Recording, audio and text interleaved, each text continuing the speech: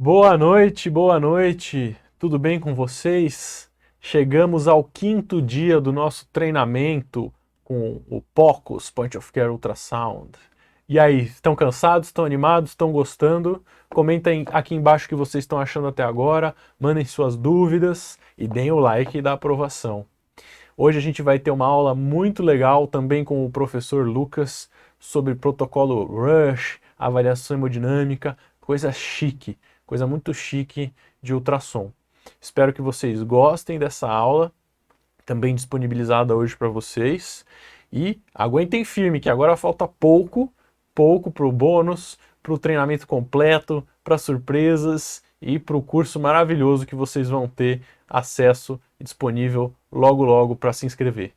Então, deem o like da aprovação, mandem suas dúvidas e qualquer coisa eu estou sempre aqui à disposição, de novo.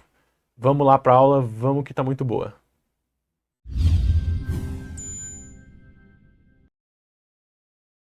Seja bem-vindo, você, nosso aluno aqui da Medcoff.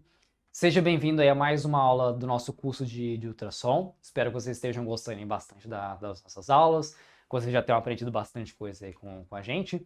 O meu nome é Lucas, eu sou R2 da Medicina de Emergência do Hospital das Clínicas e eu estou fazendo agora com vocês a aula que a gente vai discutir um pouco sobre ecocardiograma, sobre alguns aí protocolos para avaliação do paciente com estabilidade hemodinâmica. E aí a gente vai falar como você pode usar a ferramenta do Eco Point of Care na sua prática diária, na sua prática de pronto-socorro, na sua prática da UTI, ok? Quando a gente fala às vezes de ecocardiograma Point of Care, as pessoas elas ficam bastante na dúvida se realmente vão conseguir fazer esse tipo de exame, se elas realmente às vezes até podem fazer, porque às vezes a gente lembra muito do eco que o cardiografista faz, né? Do eco que o cardiologista às vezes treina anos para poder fazer, né? Faz às vezes até pós em eco, faz várias especializações, mas uma coisa que eu já quero deixar para vocês logo de cara aqui é que sim, você sabendo fazer um ecocardiograma Point of Care no ambiente de emergência, você pode fazer, e a gente tem que saber que o nosso intuito fazendo um eco Point of Care é diferente do intuito do cara que faz um eco, às vezes um oficial, do eco que vai ser laudado, do eco de ambulatório.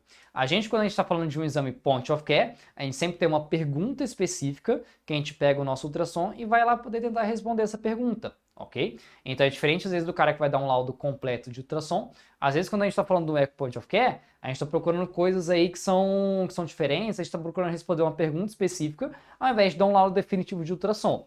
Então é uma coisa que ajuda bastante a nossa prática diária, seja em emergência, seja em UTI, no manejo de paciente crítico, e que hoje a gente vai discutir sobre como você pode obter as principais janelas, sobre como você pode obter sua imagem, porque eu tenho certeza que pode ajudar a sua prática. Então vamos lá? Por que, afinal, que eu vou precisar fazer um ecocardiograma Point of Care no meu paciente? Por que eu preciso pegar e ir atrás de ver o coração desse meu paciente que está na emergência ou que está na UTI? Primeira coisa, às vezes eu consigo fazer uma avaliação hemodinâmica desse paciente, né? Às vezes eu posso ver um pouco questão de contratilidade, posso ver se tem um padrão mais hiperdinâmico, posso ver se o paciente tem uma hipocinesia, se ele aparenta ter uma fração de ejeção ruim, né? Essa avaliação hemodinâmica é muito importante para, às vezes, um paciente que está instável hemodinamicamente.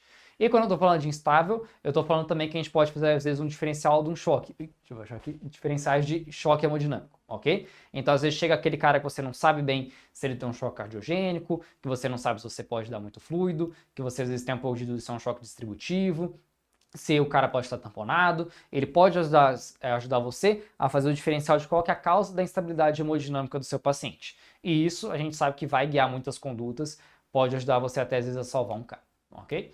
A gente pode fazer uma avaliação, inclusive, na parada cardiorrespiratória, e mais para o final dessa aula a gente vai comentar sobre um protocolo específico que a gente pode fazer uma avaliação na PCR para poder buscar aí causas reversíveis de parada. Assistam, no final da aula a gente vai comentar mais sobre isso, a gente vai retomar esse tema. A gente pode fazer também um diferencial de dispneia, e aí casa um pouco com a aula de ultrassom pulmonar que a gente também gravou para vocês, tá bom? Quando a gente fala de eco no diferencial de dispneia, às vezes você está suspeitando, por exemplo, de uma insuficiência cardíaca ou de um TEP, a gente tem achados no eco que podem falar a favor desses diagnósticos diferenciais, tá bom?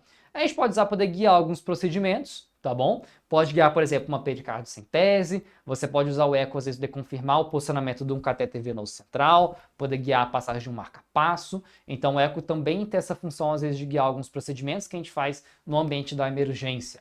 E a gente pode usar também para poder fazer um diferencial de uma dor torácica, que a gente sabe aí que tem uma ampla gama de diagnósticos diferenciais, muitos deles que preocupam bastante a gente tem que excluir antes de liberar um paciente de um ambiente de emergência, por exemplo, um infarto, por exemplo, um TEP, por exemplo, um derrame pericárdico, uma pericardite, e às vezes o Echo Point of Care, ele pode ajudar você, dependendo do padrão de imagem que vem alterado, a você identificar melhor qual que é a causa de dor torácica desse paciente, tá bom?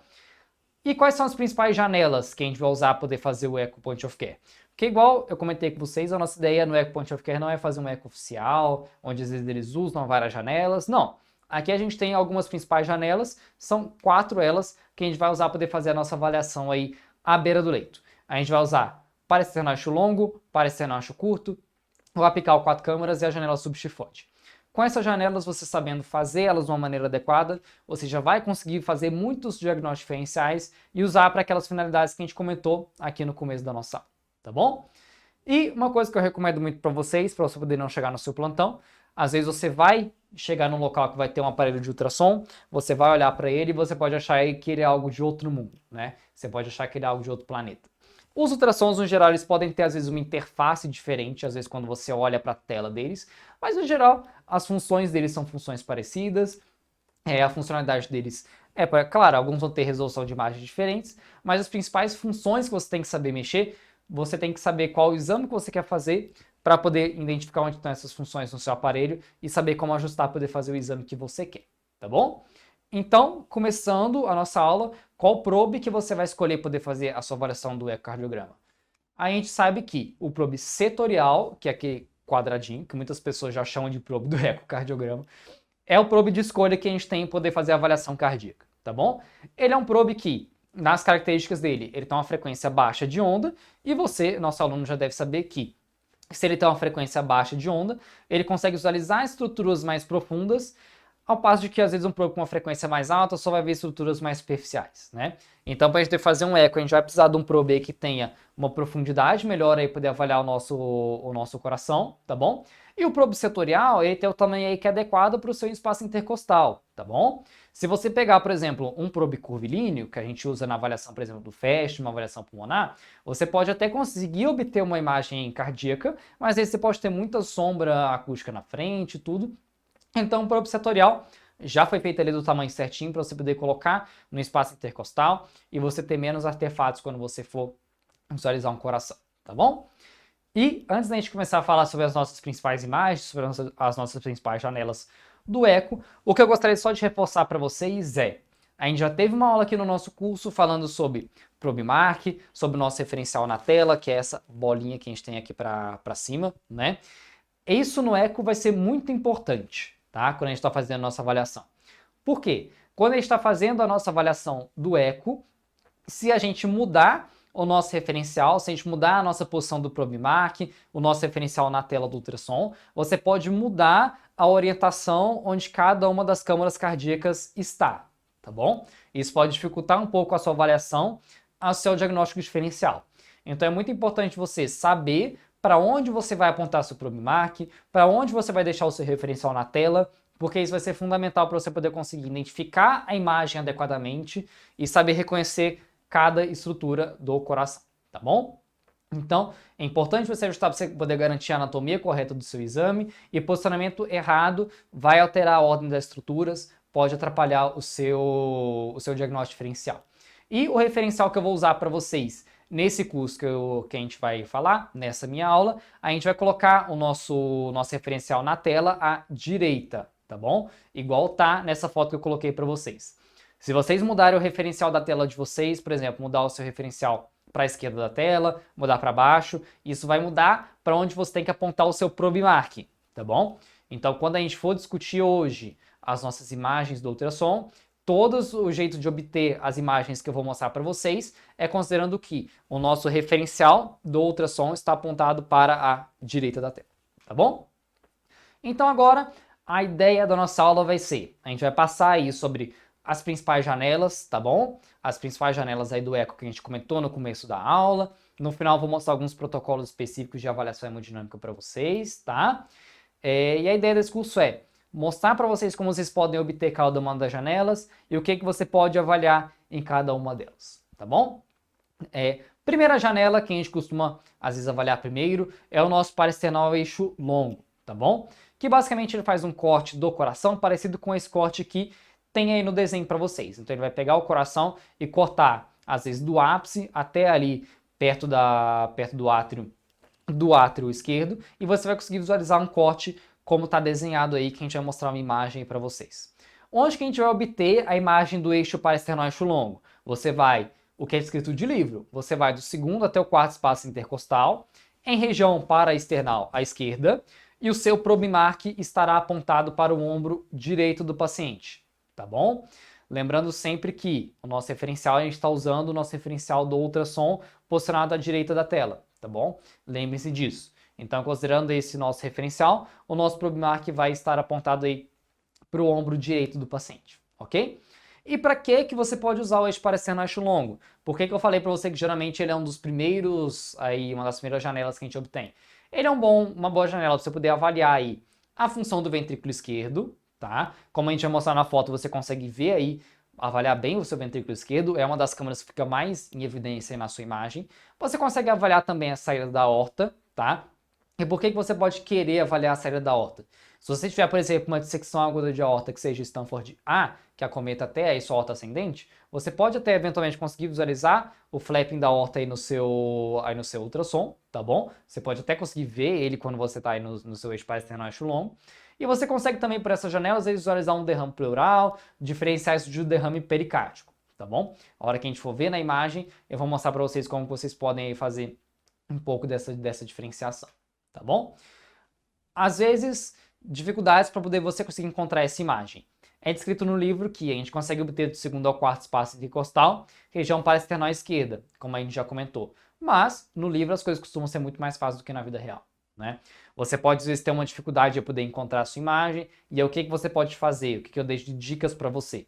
No final de todas as janelas que a gente apresentava, vou dar algumas dicas gerais, tá bom? Sobre como você pode melhorar a sua imagem do eco, mas o que eu deixo para vocês aqui é, primeira coisa, você pode deslizar ele um pouco mais para a lateral, tá bom? Então, em vez de você pegar aqui bem na região parasternal esquerda, você pode tentar ir deslizando essa imagem um pouco mais aí para a lateral, poder procurar o seu parasternal eixo longo.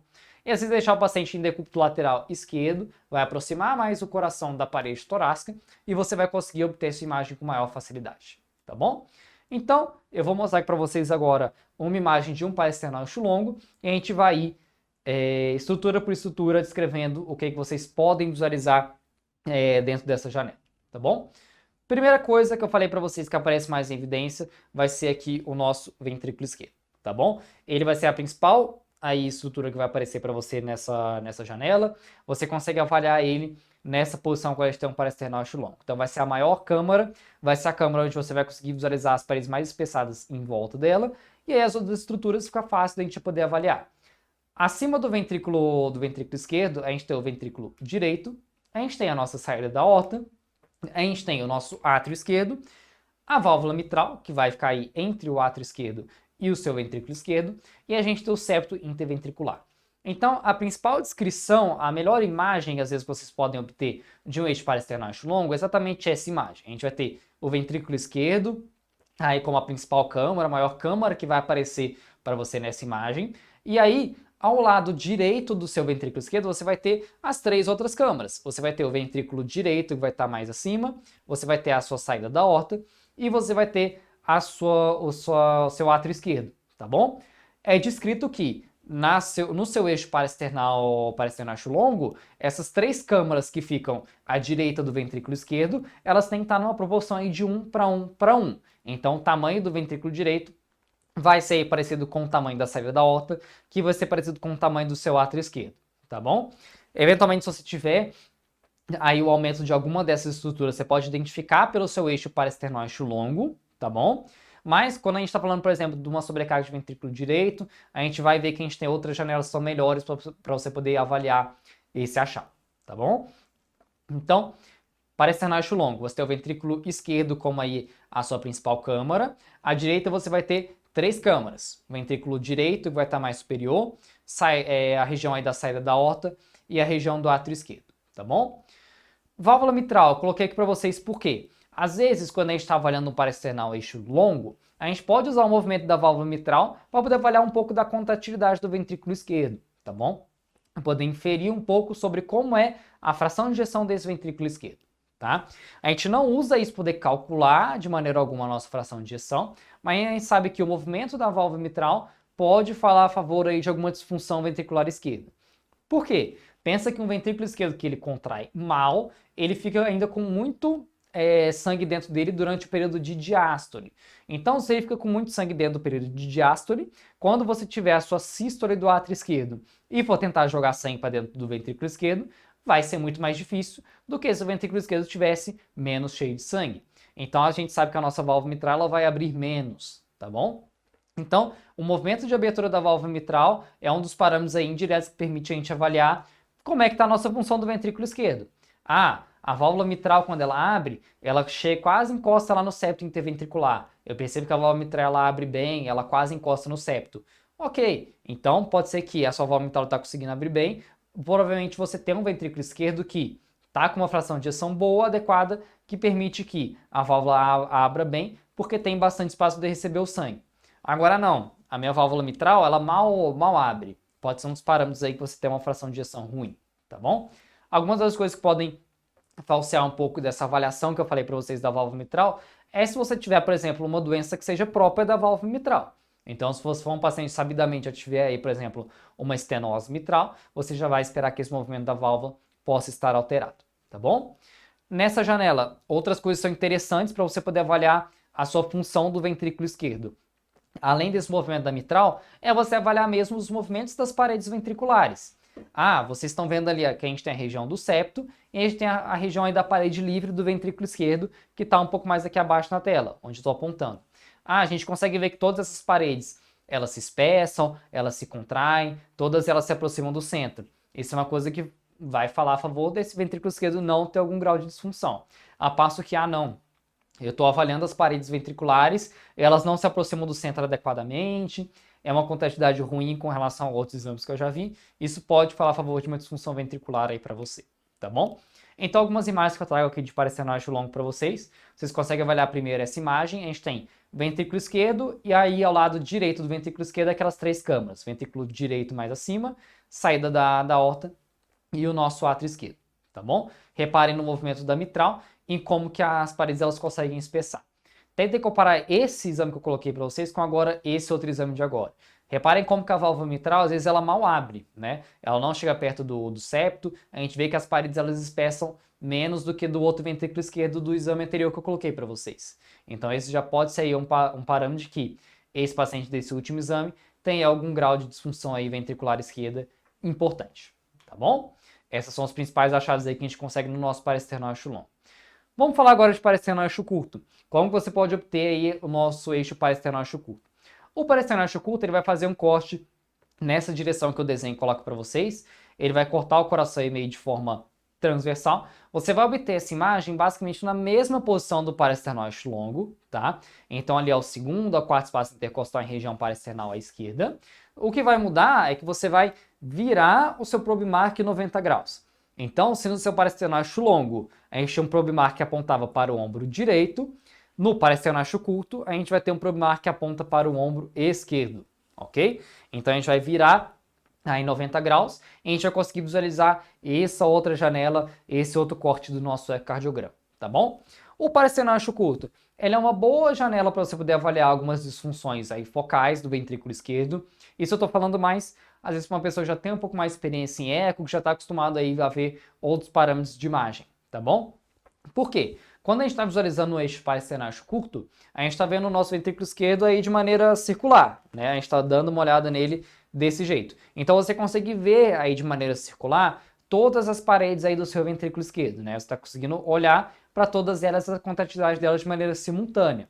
Então, se você tiver, por exemplo, uma região de septo que contrai menos, uma parede livre que contrai menos, um ápice que contrai menos, você consegue até com mais experiência identificar alguma região que esteja mais hipocontrátil em relação a outra região, tá bom? Uma outra coisa que essa janela permite você avaliar, além de uma disfunção focal ou de uma hipocinesia do ventrículo esquerdo, de uma disfunção ventricular esquerda, é alguns sinais indiretos de sobrecarga de ventrículo direito, tá bom?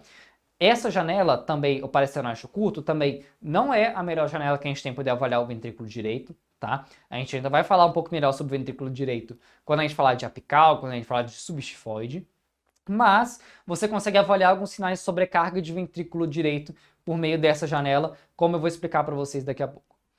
Ah, Lucas, eu estou com bastante dificuldade de obter um paresternal curto, eu quero muito fazer um paresternal curto, o que eu posso fazer para poder conseguir obter essa imagem melhor? Bom, basicamente essa imagem, como que a gente costuma obter ela? Primeiro a gente vai atrás do nosso paresternal longo, tá bom? Então lembra de como você pode obter o seu paresternal longo que a gente comentou. E aí depois, basicamente você vai girar 90 graus sentido horário, tá bom? Você vai apontar do ombro direito para o ombro esquerdo. A principal forma de você obter esse eixo acaba sendo, às vezes, você procurar primeiro o paresternal longo, tenta visualizar bem a mitral, deixar a mitral bem no meio da sua tela, e depois você tiver tido depois você conseguir essa visualização adequada, gira o seu probe mark para o ombro esquerdo, gira 90 graus, que você vai conseguir obter um bom aí paresternal curto, tá bom? Então agora vamos mostrar para vocês como que é a imagem do paresternal curto e vamos falar um pouco aí sobre as estruturas que a gente tem e o que a gente consegue avaliar, tá bom? A gente tem aí o ventrículo esquerdo, que vai ser a principal câmara que vai estar em evidência pra gente. Vai ser essa câmara aí circular, que a gente consegue, igual eu falei para vocês, avaliar bem todas as paredes. Então vocês conseguem ver que a gente consegue ver a região do septo interventricular, a gente consegue ver bem a parede livre do ventrículo esquerdo, né? E embaixo da nossa tela a gente consegue visualizar o nível dos músculos papilares, tá bom? Essa janela, dependendo de como você bascula o seu probe, você consegue avaliar ou a presença do músculo papilar ou a saída da nossa válvula aórtica, tá bom? Isso vai depender de para onde que você está basculando, para onde que você está apontando o seu probe. Se você bascular o seu probe em direção mais cranial, aí você vai deixar de ver os músculos papilares e você vai começar a visualizar mais a válvula e a via de saída do seu ventrículo esquerdo, tá bom? Ao passo de que, se você bascular um pouco mais aí para a região inferior, você vai conseguir visualizar os músculos papilares, que esse corte com a presença dos músculos papilares acaba sendo o nível do ultrassom, o corte do ultrassom, onde você às vezes melhor vai conseguir ver alguma disfunção ventricular esquerda ou alguma das regiões da parede que esteja mais disfuncional em relação às outras, tá bom? Então esse corte dos músculos papilares é o que a gente busca mais poder ver aí de maneira subjetiva como que está a contratividade do nosso ventrículo esquerdo, como que está as paredes como um todo, se tem alguma que está contraindo menos do que a outra, tá bom? Ali a gente tem a região do septo interventricular e o nosso ventrículo direito ele vai estar como se fosse um triângulo, aí mais à esquerda da tela e um pouco acima até do ventrículo esquerdo por meio dessa janela, tá bom? O que eu falei para vocês nessa janela que a gente consegue às vezes ver alguns sinais indiretos de sobrecarga de ventrículo direito, né? E que sinal é esse? Existe um sinal no eixo paresternal, eixo curto, que chama sinal do D, tá bom? O que é esse sinal do D? Essa imagem que eu coloquei para vocês aqui do lado, a gente tem uma imagem de um ventrículo direito que não tem sobrecarga. Reparem que a região do septo, ela está mais voltada para a direção do ventrículo direito, igual é o normal, igual ao nosso fisiológico, né? A gente tem que as câmaras esquerdas, elas estão bombeando sangue contra toda a resistência vascular periférica do nosso corpo, enquanto as câmaras direitas, elas bombeiam contra um regime pressórico bem menor, que é o regime de pressão aí pulmonar, né? Então a gente espera que normalmente as câmaras esquerdas elas estejam sobre um regime de maior pressão, então a região do septo ela vai estar virada mais em região do ventrículo direito, que são as câmaras de menor pressão, né? Então normalmente a gente consegue visualizar o ventrículo esquerdo como se fosse um formato de O, porque ele vai estar todo com esse formato circular. O sinal do D é basicamente a gente tem uma retificação desse septo, tá? E em vez de ver um O no ventrículo esquerdo, a gente pode ver o ventrículo esquerdo com formato de D, porque o septo fica mais retificado. Por que acontece isso? Quando a gente tem um aumento de pressão nas câmaras direitas, a gente tem que esse aumento pressórico pode desviar o septo, e em vez dele ficar mais virado aí para o ventrículo direito, ele pode ficar mais retificado e dar um formato de D para o nosso ventrículo esquerdo, tá bom? Então é um sinal aí indireto de sobrecarga de câmara direita que a gente consegue já ver aí no nosso paresternal eixo curto, ok? Aqui alguns vídeos para vocês. Aqui é um corte de um paresternal eixo curto que vocês conseguem ver que passa pelo nível da válvula, passa pelo nível dos músculos papilares, dependendo de para onde a gente está basculando o nosso exame. Esse é um paciente que ele tem aí algum grau de disfunção ventricular. Reparem que nem todas as paredes elas se aproximam tanto do centro. Se você às vezes colocar seu dedo na tela de um no meio do coração, quando você está fazendo aí um paresternóstico curto, você consegue perceber que as paredes elas se aproximam um pouco do seu dedo. Isso comparado às vezes com outros exames que você já fez, você pode ter uma ideia do que é uma contratividade reduzida do ventrículo esquerdo, tá bom? Reforça isso sempre. Às vezes a gente tem, quando a gente está fazendo ecocardiograma point of care, muitas avaliações que elas são subjetivas, baseadas às vezes em exames que você já fez, padrões que você já sabe reconhecer. Então é muito de você pegar e ter experiência em fazer o exame. Repara que aqui a gente não está calculando uma fração de ejeção, eu estou só dando para vocês parâmetros aí indiretos que a gente pode ter para poder ver uma disfunção ventricular esquerda, uma sobrecarga de câmara direita. É isso às vezes que vai interessar quando a gente está fazendo um eco beira-leito, tá bom? Vamos falar um pouco então agora sobre a nossa próxima janela, que é a janela subxifoide, que talvez vocês já tenham visto aí na aula de FAST. Se vocês não viram a aula, vão lá ver, porque também é um exame point of care muito importante para a nossa prática de pronto-socorro. Janela subxifoide é onde que a gente vai obter? Região subxifoide, já está no próprio nome. Às vezes a gente consegue pegar ela mais aqui na região bem abaixo do xifoide mesmo. Às vezes ela consegue ser obtida aí um pouco mais na região de gradil costal, um pouco mais para a direita. Então às vezes você pode vir aqui um pouco mais pela região de gradil costal direito, né? Procurando onde você vai conseguir achar a sua imagem. E o nosso problema vai estar apontado aí para o ombro esquerdo do paciente, tá bom? Considerando o referencial que a gente está adotando aí em toda a nossa aula, tá ok?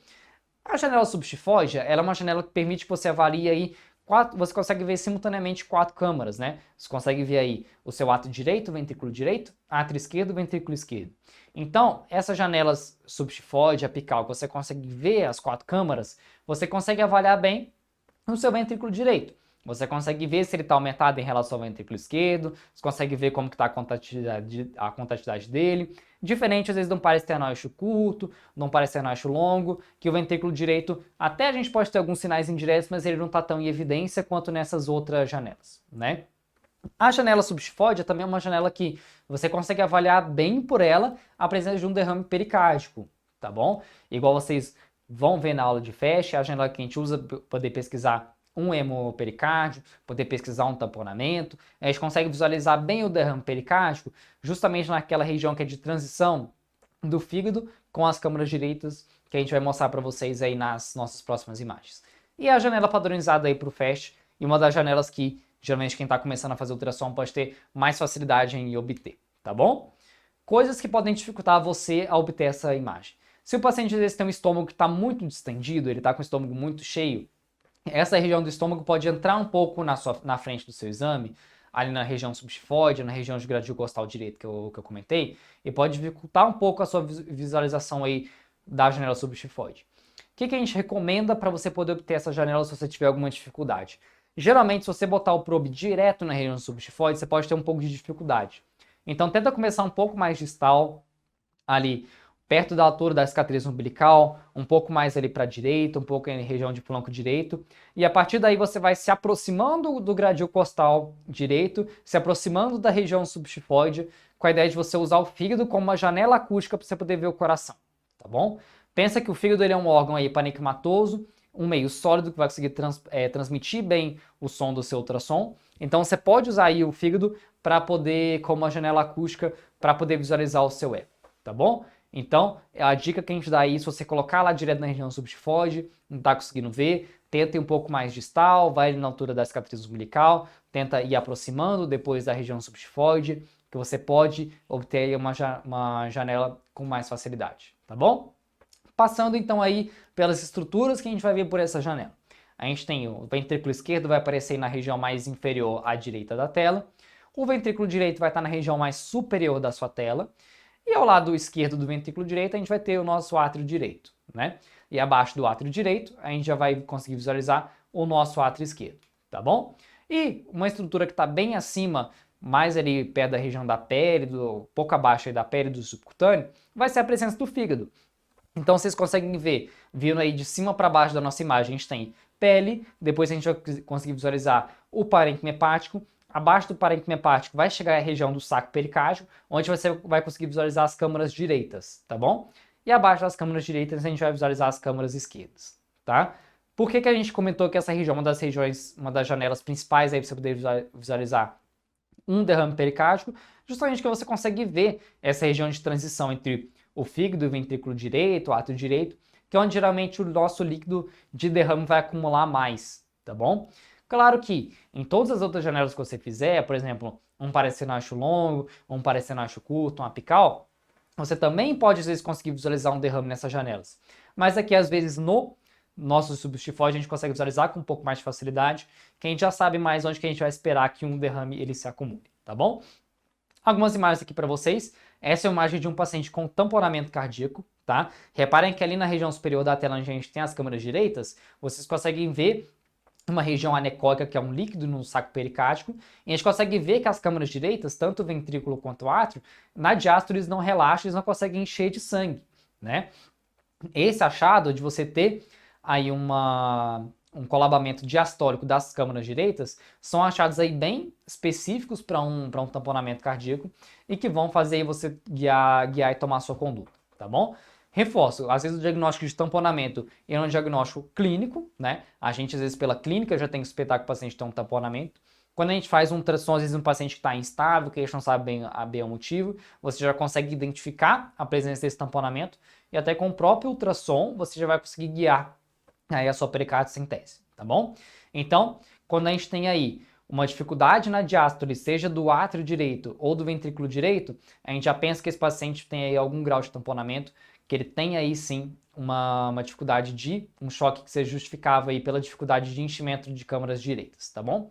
Outro achado que a gente pode ter aí que é mais sensível no tamponamento é uma veia cava mais dilatada, uma veia cava túrgida, que representa aí aumento de pressão venosa central no tamponamento, que a gente vai comentar aí mais para o final do nosso aula, tá bom? E aqui eu coloco para vocês outra janela substifoide, dessa vez uma janela substifoide com sobrecarga de câmaras direitas, tá bom? Reparem que na região superior da nossa imagem, a gente tem um ventrículo direito maior do que o ventrículo esquerdo, né? A gente consegue ver que a gente tem um septo que ele está retificado até um pouco mais voltado para a região do ventrículo esquerdo, o que é um achado que a gente não espera, né? A gente já tinha comentado na nossa última janela que o ventrículo direito, por estar num regime pressórico menor do que o ventrículo esquerdo, a gente espera que ele seja menor e que o septo no movimento normal dele esteja voltado em direção às câmaras direitas. Nessa imagem que a gente colocou para vocês, a gente consegue ver que as câmaras direitas elas estão aumentadas, maiores do que até do que as câmaras esquerdas, e o nosso septo está aí até um pouco mais voltado para o ventrículo esquerdo. Isso fala a favor aí de sobrecarga de câmaras direitas. Esse paciente em específico era um paciente que já tinha algum grau de hipertensão pulmonar, então já era um achado crônico aí desse paciente. Mas só para demonstrar para vocês que na janela substifoide, para você conseguir ver as quatro câmaras, para poder conseguir ver um ventrículo direito bem ao lado do ventrículo esquerdo, e você consegue ver, às vezes, quase toda a extensão desses ventrículos, você consegue comparar melhor o tamanho entre eles, ver melhor a sua relação do seu septo, e você consegue falar melhor sobre algum grau aí de sobrecarga de câmara direita, do que, por exemplo, às vezes quando você está vendo um parecenacho longo, que você consegue ver só um pedaço do ventrículo direito lá em cima da tela. Nessa janela você consegue ver aí melhor a relação entre os ventrículos, e isso se repete nessa próxima janela que a gente vai falar agora. Última janela que eu vou apresentar para vocês é o apical 4 câmaras, tá? Que ele faz um corte aí na região apical do coração, cortando aí as 4 câmaras cardíacas, tá? É uma janela onde que a gente obtém na região do ápice cardíaco, é o que a gente tem de descrição. E, geralmente isso vai estar em torno aí do quinto, sexto espaço intercostal, perto aí da nossa linha hemiclavicular. E o nosso probo vai estar apontado aí para o ombro esquerdo do paciente, tá bom? Para que serve a nossa janela apical 4 câmaras? Igual eu comentei com vocês já sobre a janela substifoide, ela permite você avaliar a relação entre o ventrículo direito e o ventrículo esquerdo e haver sinais indiretos de sobrecarga de câmaras direitas, tá bom? Principais coisas que vocês têm que avaliar sobre o ventrículo direito aí de maneira indireta. Primeira coisa, o septo que a gente já comentou. Uma outra coisa é o próprio tamanho do seu ventrículo direito. A gente considera que pode ser normal, às vezes uma relação até de 1 para 1 do ventrículo direito para o ventrículo esquerdo. Ou seja, o ventrículo direito ela tem que ser sempre do mesmo tamanho ou até um pouco menor do que o ventrículo esquerdo, né? Por conta daquela questão das pressões que a gente já discutiu nessa aula. O ventrículo direito está sempre submetido à menor pressão, né, em condições fisiológicas, então a gente já espera que ele vai ter um tamanho menor. Se você tem um ventrículo direito que ele tem um volume maior do que o seu ventrículo esquerdo, pode ser alguma coisa aguda, pode ser alguma coisa aí já que seja crônica do paciente. Aí vai depender de qual cenário clínico você está avaliando, e aí isso já vai ajudar bastante no seu diagnóstico diferencial, tá bom? O apical 4 câmaras também permite você fazer uma avaliação boa do seu septo interventricular, então você consegue ver aquelas questões de sobrecarga de câmeras direitas que nós já comentamos bastante. E é uma janela que, para aquelas pessoas que já fazem ultrassom há mais tempo, que já estão mais habilitadas aí com ultrassom, que já fazem aí mais cálculos mesmo de questões hemodinâmicas com ultrassom, permite você calcular algumas coisas interessantes. Por exemplo, o TAPSE é um cálculo que a gente faz com o modo M do ultrassom, ali na região do ângulo da parede livre do ventrículo direito com a válvula tricúspide. E essa medida com o modo M permite a gente ver alguns sinais de sobrecarga aguda de câmara direita. E o VTI, ele é uma medida da velocidade da saída da aorta, tá? Então a gente joga um Doppler pulsate, a gente consegue ver aí a velocidade de saída de fluxo da nossa saída do ventrículo esquerdo. E o VTI, é uma das variáveis que a gente consegue colocar numa fórmula que permite, às vezes, que a gente calcule, às vezes, um débito cardíaco de um paciente, né? E aí, quando a gente calcula o débito cardíaco do paciente, essa é uma avaliação aí bem refinada, bem fina, que algumas pessoas fazem com ultrassom e que ajuda a gente a ganhar bastante da resultação hemodinâmica do paciente. Essas contas, às vezes, são para pessoas que já estão aí mais acostumadas com ultrassom, igual eu falei, que às vezes já tem mais facilidade de obter a janela, já tem mais prática no dia a dia, já sabe como usar mais recursos do ultrassom. Como a nossa ideia aqui é falar mais mesmo sobre a janela, sobre como obter cada uma, passar essas dicas para vocês, a gente não vai se estender muito sobre essa avaliação mais refinada. Depois, à medida que vocês já tiverem mais prática, vale a pena vocês irem atrás e discutir esse tipo de avaliação. Tenho dificuldade de obter um apical 4 câmaras, não estou conseguindo obter a minha imagem, e às vezes costuma ser até uma das imagens que as pessoas têm mais dificuldade de obter aí no momento inicial. O que eu posso fazer para poder obter uma imagem melhor? Às vezes o maior problema é que o paciente às vezes pode ter um espaço intercostal estreito para você poder obter a sua imagem. E aí coisas que ajudam. Você pode pedir para o paciente levantar o braço esquerdo dele, porque você aumenta mais o espaço intercostal. E uma coisa que ajuda bastante, e é bastante mesmo, eu achava que era menos do que realmente é. O pessoal do eco sempre deu essa dica, eu subestimei por muito tempo, mas eu recomendo que você faça. É colocar o paciente em decúbito lateral esquerdo, tá bom? Porque isso vai aproximar o ápice cardíaco da parede torácica e vai fazer você conseguir visualizar com mais facilidade a sua janela, tá bom? Então, decúbito lateral esquerdo, não subestime igual eu subestimei, vai ajudar bastante você a obter as suas janelas, tá bom? Vamos lá, igual a gente já fez com as outras janelas, vamos passar aí pelas estruturas que você consegue visualizar com essa janela. Então, a gente tem aqui um apical 4 câmaras, vocês estão vendo aí as 4 câmaras que a gente vai passar por cada uma delas. Ao lado direito da sua tela, você vai ter as câmaras esquerdas, tá bom? Então a gente consegue visualizar aí o ventrículo esquerdo, o ventrículo direito, o átrio direito e o nosso átrio esquerdo, tá bom? Então ao lado direito da tela eu tenho meu ventrículo esquerdo e meu átrio esquerdo, e ao lado esquerdo da tela eu tenho meu ventrículo direito e meu átrio direito, tá bom? Entre os ventrículos, é claro, eu vou ter o meu septo interventricular, e entre a região dos átrios e os ventrículos a gente consegue visualizar aí as duas válvulas, tá bom? Se você quiser obter a sua saída da aorta, que eu comentei com vocês que às vezes o pessoal usa para poder fazer um VTI, essa janela a gente vai chamar de apical 5 câmaras, tá bom? Você consegue obter ela se você pegar um apical 4 câmaras e você bascular o seu probe um pouco mais no sentido cranial. Aí você vai conseguir abrir mais a sua saída da aorta, você vai conseguir efetivamente visualizar a válvula aórtica e a saída do ventrículo esquerdo, tá bom? Então, se você quiser obter esse apical 5 câmaras, você pega essa sua imagem do apical 4 câmaras, você bascula o seu probe mais em sentido cranial, tá bom? E ali a gente tem a região do septo interventricular, que igual eu comentei com vocês, pode ser um parâmetro indireto de avaliação de sobrecarga de câmara direita. Vamos para algumas imagens. Aqui a gente tem um apical 4 câmaras, onde a gente percebe uma sobrecarga de ventrículo direito, tá? Foi um quadro agudo no contexto de um TEP. Reparem que a gente tem um ventrículo direito bem maior do que um ventrículo esquerdo. A gente tem um septo que está desviado até em direção ao ventrículo esquerdo, tá bom? É um sinal indireto de sobrecarga de câmara direita.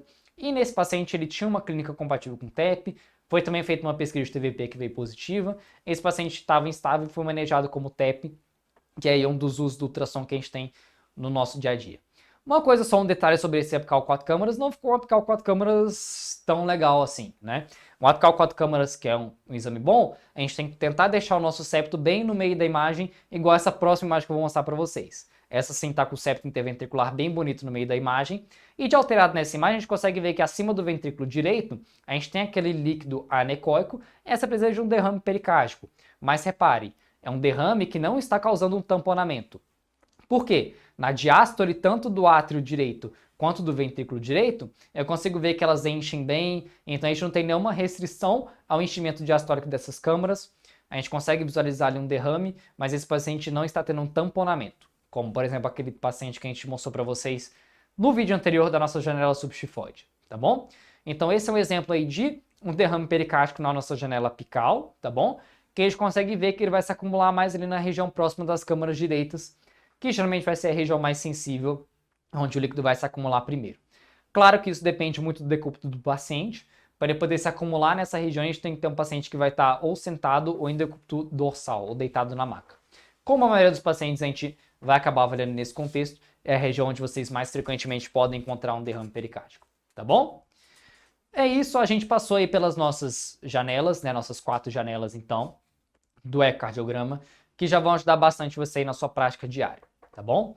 Já falei isso na outra aula que eu dei aqui nesse curso para vocês. Façam vários ecocardiogramas, tá bom? Geralmente, Eco Point of Care, a gente tem, por exemplo, uma pergunta que a gente quer responder e aí você vai fazer o seu exame. Mas às vezes você está num dia do seu plantão que você está um pouco mais tranquilo, está com um pouco mais de tempo, por mais que às vezes seja difícil de acontecer. Mas se você tem tempo, vale a pena às vezes você pegar o seu ultrassom, vai, faz num paciente que está lá, para dar uma olhada como é que é o ecocardiograma dele, isso ajuda você a treinar tanto a ver melhor as janelas, quanto ajuda você também a ver padrões de imagem normais, para quando você encontrar, por exemplo, um ventrículo esquerdo que você acha que tem uma fração de ejeção ruim, você já saber reconhecer esse padrão. Para quando você vê um ventrículo direito está aumentado, você já conseguir reconhecer com mais facilidade que é um padrão normal e que aquele que está na sua frente agora está aumentado, né? Então esse repertório de imagens que você cria, esses padrões que você reconhece, vão ajudar bastante no seu diagnóstico diferencial na emergência, tá bom?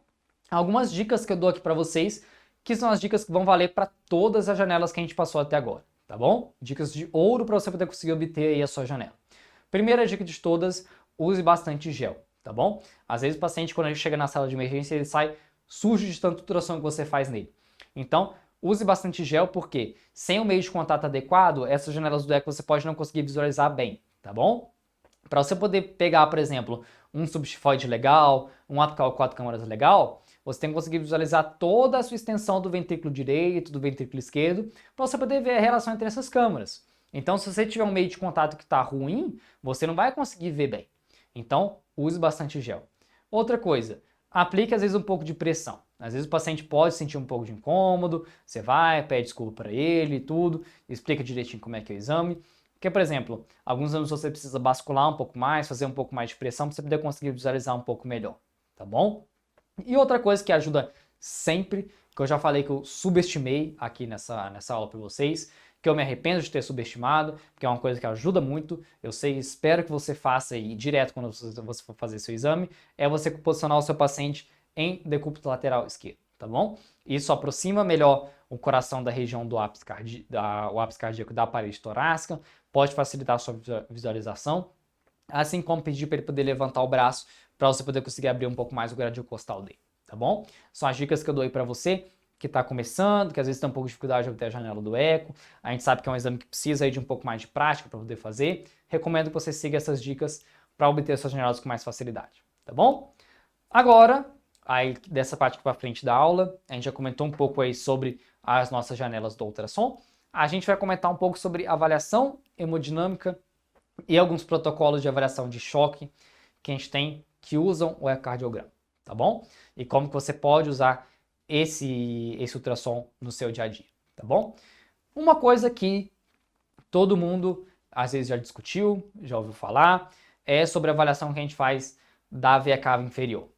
Todo mundo às vezes trabalha em emergência, UTI, às vezes já ouviu falar assim, como é que tá a veia cava? A veia cava, ela tá túrgida, ela está variando, esse paciente ele aguenta volume, esse paciente está chocado, eu quero fazer alguma coisa, eu quero dar volume, mas eu não sei se ele vai aguentar. Será que a veia cava final ali é um bom parâmetro para a gente avaliar isso? Né? Será que você vê uma veia cava totalmente dilatada te ajuda? Será que se ela variar bem, se ela estiver mais murcha, digamos assim, né? Será que esse parâmetro realmente quer dizer que você pode dar fluido para esse paciente? Será que ele realmente vai melhorar se você for e der um volume para ele? Bom, o que a gente sabe, o que a gente tem alguns estudos, é que o tamanho da sua veia cava e o índice de colabamento, que é o quanto que a sua veia cava varia de acordo com o movimento respiratório, ele tem algum grau de correlação com a pressão no átrio direito, tá bom? Que, deixa eu chegar um pouquinho pro lado, que é basicamente essa tabela que eu coloquei aqui para vocês. Essa tabela eu tirei de um estudo, tá bom? Que ele avalia aí o tamanho da sua veia cava inferior, o índice de colabamento, que é o tanto que a veia cava varia de acordo com o movimento de respiração. 100% seria uma veia cava que colaba, 50% seria uma veia cava que varia até metade dela, e menos 50% seria uma veia cava que quase não varia, né? Existe então uma correlação em alguns estudos sobre o tamanho da veia cava inferior, o índice de colabamento com a pressão no interior do seu átrio direito, tá bom?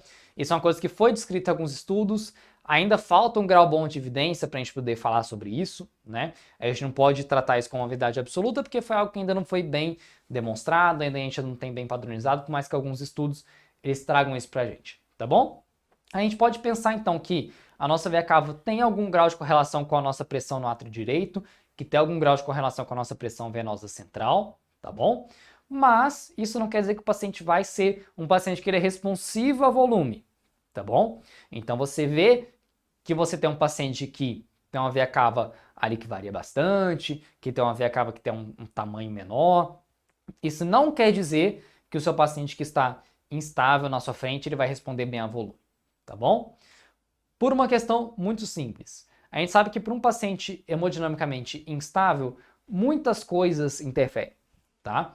Muita coisa interfere aí no tratamento que você vai fazer para esse paciente. Ou se esse paciente vai responder ou não ao volume, se esse paciente vai ter uma melhora macro e micro hemodinâmica, isso depende de muita coisa. Depende, por exemplo, de como está a pós-carga desse paciente.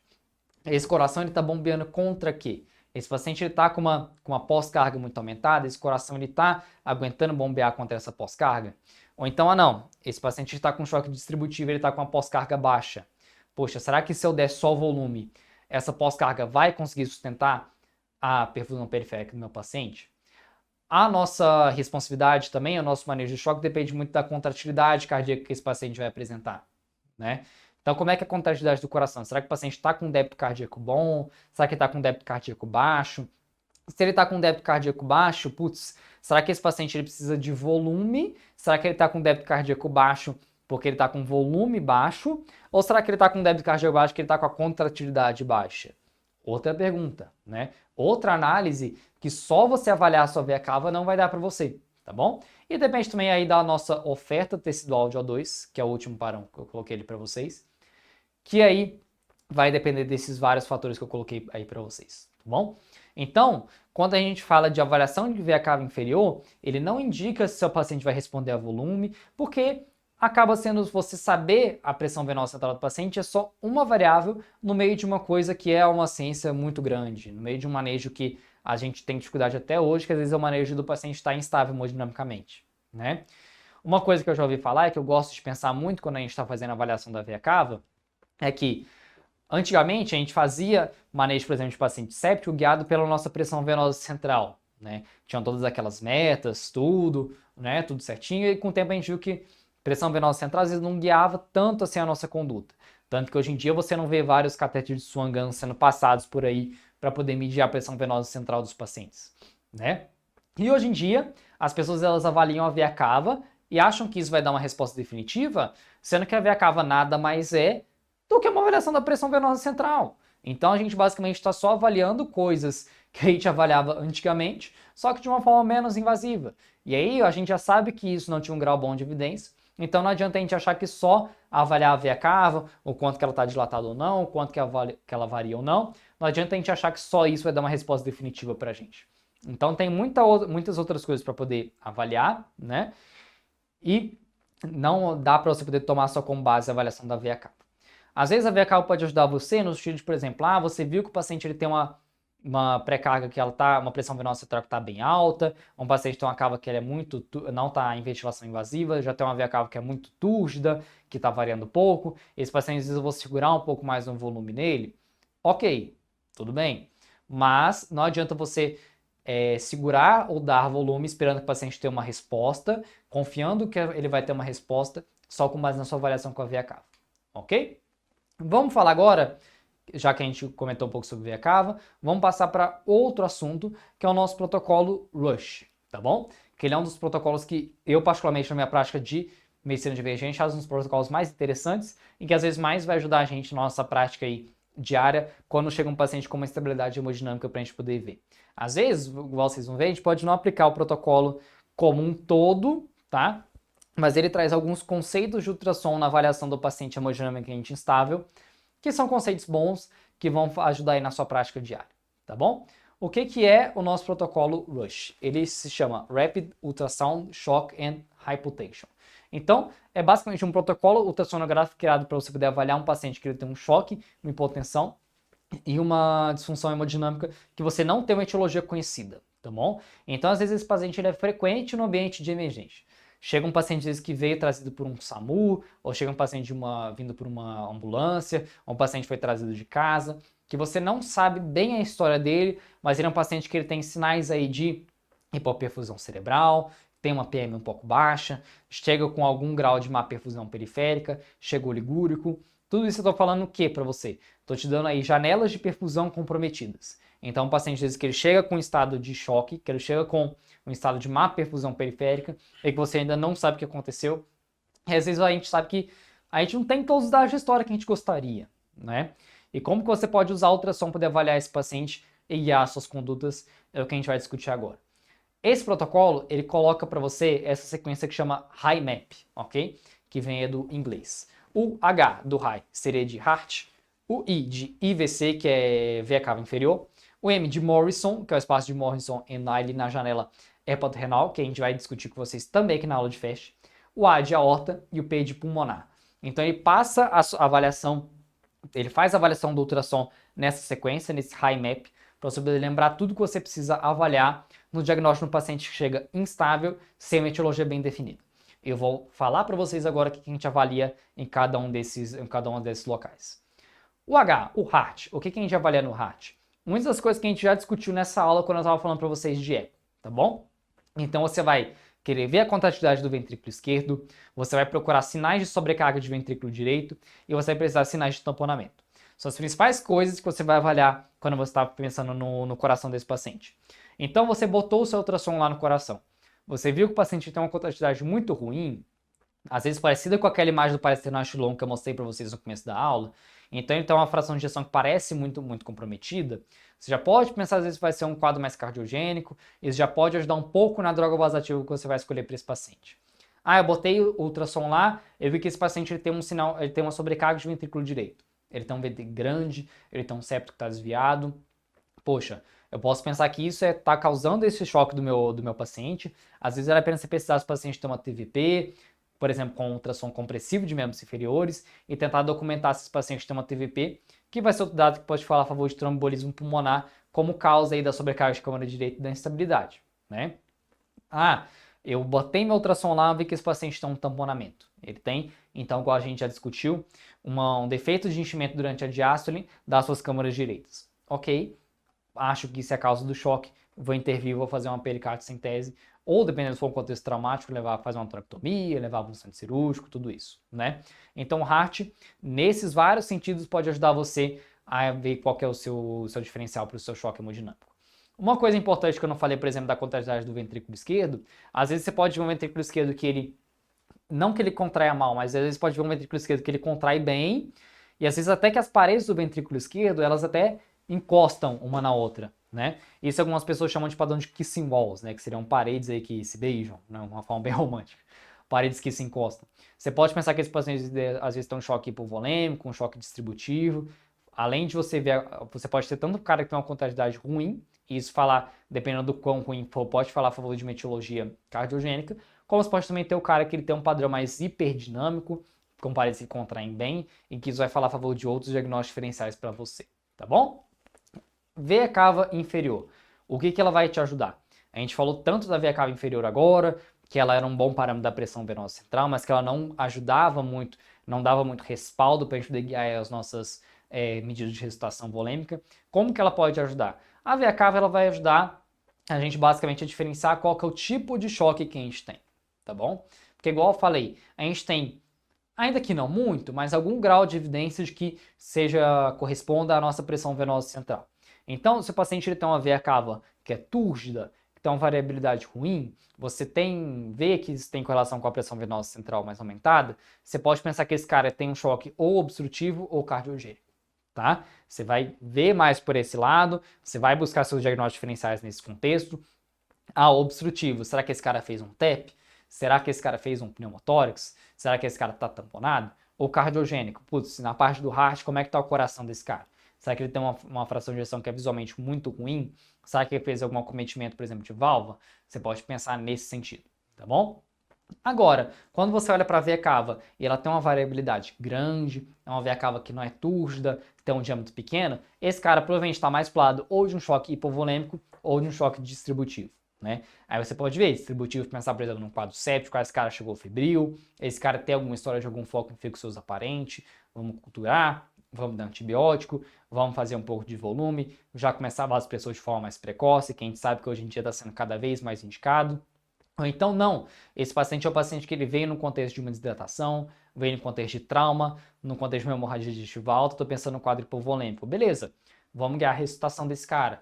A gente vai ser um pouco mais permissivo com volume, se for hemorrágico, a gente pode até fazer já indicar uma transfusão, eventualmente protocolo de transfusão maciça. Então, a veia cava, basicamente no Rush, é diferenciar qual que é o tipo de choque. Vai ajudar você nesse sentido, tá bom?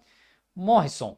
O que a gente quer quando a gente está avaliando o espaço de Morrison, né? A gente está procurando algumas causas que podem ser, por exemplo, causas não traumáticas relacionadas com instabilidade hemodinâmica que a gente pode não ter uma história bem clara e que vão causar líquido livre intraperitoneal, tá bom? Então, só trazendo algumas coisas aí da aula de FAST que vocês vão ter nesse curso, o espaço de Morrison é o espaço que a gente tem ali entre o fígado e o nosso rim à direita, né? É a região entre esses dois órgãos. E a gente sabe que no paciente que está deitado, é a região aí que vai ser mais inferior aí do espaço peritoneal e, portanto, uma das regiões mais sensíveis para você poder identificar líquido livre na cavidade, tá bom? Pode ser, às vezes, dependendo de onde você tem o acometimento, a sua primeira janela do FAST, a via positiva, e onde você vai conseguir identificar líquido com mais facilidade, tá bom? Coisas que podem dar um FAST positivo, que não são do trauma e que podem justificar um paciente instável hemodinâmico. Uma mulher que ela pode ter uma gestação ectópica rota, é um paciente que teve uma rotura intraperitoneal de um aneurisma de aorta, tá bom? São dois exemplos aí que eu coloco para vocês. Ou então a gente sabe que às vezes esse cara também pode chegar num contexto sem história, ele pode ter tido até algum trauma que não foi relatado, você viu lá que esse paciente tem um FAST positivo, você já vai guiar suas hipóteses de acordo com isso, né? Mas basicamente ele procura aí algumas causas que podem indicar um sangramento em região intraperitoneal, tá bom? Uma outra coisa sobre o espaço de Morrison, sobre a avaliação do espaço renal, que vocês também vão ter na sua avaliação na aula de FAST de vocês, mas que eu ressalto procurem líquido em toda a região que vocês têm entre o fígado e o rim, tá bom? Então não olhem, às vezes, especificamente sobre o espaço que você tem entre esses dois órgãos. Dê uma olhada também até no ápice renal, dê uma olhada até na região mais distal do lobo hepático, dê uma olhada em toda a região do fígado e do rim, que às vezes você pode ter líquido que não vai estar acumulado na região mesmo, no espaço de Morrison mesmo, né, entre o fígado e o rim, mas ainda assim vai ser uma janela positiva, porque você identificou líquido na região intraperitoneal, tá bom? Próxima, a avaliação de aorta. É uma avaliação que às vezes algumas pessoas têm mais dificuldade de fazer um ultrassom de aorta, mas entra no nosso protocolo fazer a pesquisa de dissecção de aorta e de aneurisma roto de aorta, tá? Dissecção de aorta, como que você vai visualizar? A hora que você consegue ver a aorta, você consegue ver que dentro da aorta às vezes você tem um flapping intimal, então você consegue visualizar esse flapping como sendo uma imagem hiperecogênica dentro da aorta. Lembrar que todo vaso que a gente vê, a gente consegue visualizar bem a parede do vaso e dentro um conteúdo anecoico ou hipoecoico, né? A dissecção a gente vai visualizar um conteúdo hiperecóico, às vezes com formato mesmo laminar, que é compatível com a dissecção. E o aneurisma você vai conseguir ver se você tiver um paciente aí com uma dilatação da aorta, que a gente tem as medidas específicas e saber se esse paciente tem um aneurisma ou não. Se você identificar um aneurisma, às vezes no paciente com sinais de rotura do aneurisma, então, por exemplo, você pode ver um líquido livre cavitário, você pode ver um hematoma na parede daquele aneurisma com ultrassom, aí dependendo do grau de expertise que você tem para fazer a sua avaliação, isso pode ajudar você no seu diagnóstico diferencial, tá bom? E por fim, o ultrassom pulmonar, como que ele vai te ajudar no seu diferencial? Primeira, às vezes com uma pesquisa de um pneumotórax, então na aula de ultrassom pulmonar a gente fala mais sobre os achados aí que são compatíveis com o pneumotórax. Tem um deslizamento pleural ausente, eu achei um lung point, o paciente tem uma clínica compatível. Ou se você também tiver sinais de congestão pulmonar, pode ser uma coisa que fala mais a favor de um choque cardiogênico, mas o principal da nossa avaliação pulmonar é identificar se o paciente tem um pneumotórax ou não. Isso a gente traz para vocês com mais detalhes na aula de ultrassom pulmonar. Vai lá ver se você ficou com curiosidade para você poder aprender mais, tá bom? E por fim, última coisa que a gente vai comentar aqui com vocês agora é um outro protocolo que chama protocolo CASA, tá bom? O protocolo RUSH que eu comentei com vocês agora foi feito para avaliação ultrassonográfica do paciente que tem uma instabilidade hemodinâmica no pronto-socorro, que às vezes você não conseguiu identificar bem qual foi a causa, tá bom? O protocolo CASA é o protocolo Cardiac Arrest Sonographic Assessment, ou avaliação sonográfica do paciente com parada cardiorrespiratória. Só fazendo aí um pouco do contexto que isso foi criado, as pessoas antigamente elas usavam ultrassom numa tentativa de pesquisar causas reversíveis de parada. Então você, nosso aluno, sempre que você estudou parada cardiorrespiratória, você já leu, em pacientes que estão parados em assistolia ou AESP, a gente tem que pesquisar as causas reversíveis de parada. Muito bonito, mas na prática muitas vezes a gente sabe que isso é difícil, né? Porque a gente sabe que às vezes a gente não vai ter uma história para poder procurar, né? Às vezes vai ser difícil você saber porque que esse paciente chegou parado para você. Então pesquisa e causas reversíveis de parada é uma coisa que eu acho muito bonita, mas que na prática às vezes acaba ajudando muito pouco a gente, né? E algumas pessoas elas tentaram usar o ultrassom de pesquisar causas reversíveis de parada, né? Mas no início era uma coisa que não era muito bem protocolada, era uma coisa que as pessoas elas percebiam que atrapalhava a reanimação adequada, né? A gente sabe que na ressuscitação cardiopulmonar adequada, você tem que manter o seu ritmo adequado de compressão, de 100 a 120, você tem que fazer a sua compressibilidade com o afundamento adequado aí, pouco mais de 5 centímetros do tórax, deixando o retorno total do tórax. Às vezes é essa compressão adequada que mais vai favorecer um desfecho satisfatório num paciente em parada cardiorrespiratória, né? A gente sabe que em PCR muitas coisas não têm um grau tão bom de evidência, né? A adrenalina não tem um grau tão bom de evidência, apesar de ser protocolado, mas a gente sabe que compressão efetiva é uma das coisas que mais ajuda às vezes no prognóstico desses pacientes, né? E no começo eles achavam que o ultrassom atrapalhava essa ressuscitação eficaz. Ela atrapalhava as compressões que era o que mais iam ajudar no desfecho desses pacientes. Então, com o tempo foi criado esse protocolo CASA, que ele veio de forma a fazer a avaliação com ultrassom de forma direcionada para as principais causas reversíveis de parada, para você poder pesquisar as causas reversíveis de parada, e colocando o ultrassom em um momento da sua ressuscitação que não fosse atrapalhar as compressões cardíacas, tá bom? Então, como que a gente tem o protocolo para poder fazer a avaliação pelo protocolo CASA? A gente tem que, você vai começar a fazer sua reanimação de acordo lá com o protocolo do ACLS, né? E de acordo com o protocolo do ACLS, a gente sabe que você tem ciclos de 2 minutos, e entre esses ciclos de 2 minutos a gente tem pausas de no máximo 10 segundos, que são o momento onde você vai checar o ritmo desse paciente no monitor ou nas PAs, dependendo do momento da reanimação onde você está, e aí você vai, a depender do ritmo, tomar a sua conduta. Nesse momento onde você está avaliando o ritmo do paciente, você pode usar ultrassom para poder pesquisar causas reversíveis de parada, tá bom?